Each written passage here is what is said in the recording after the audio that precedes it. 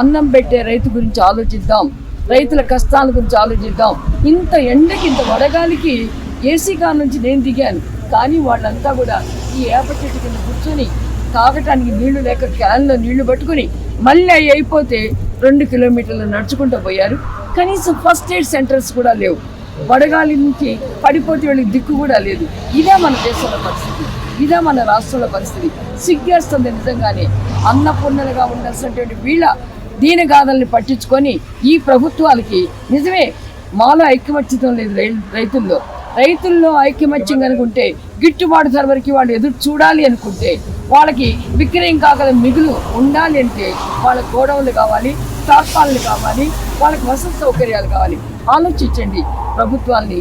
రేవంత్ రెడ్డి గారిని అదే అడుగుతున్నాను నేను, అదే మోడీ గారిని ప్రశ్నిస్తూ ఉన్నా.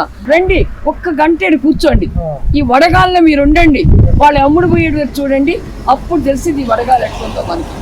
ఒకవైపున సాయంకాలం అయితే మబ్బు పట్టినప్పుడు ఒక వర్షం పడితేమో పిడుగులు పడుతున్నాయి వింటున్నాం. ఆ వర్షం పడుతున్న గుండెలన్నీ బిక్కుమంటా ఉంటాయి.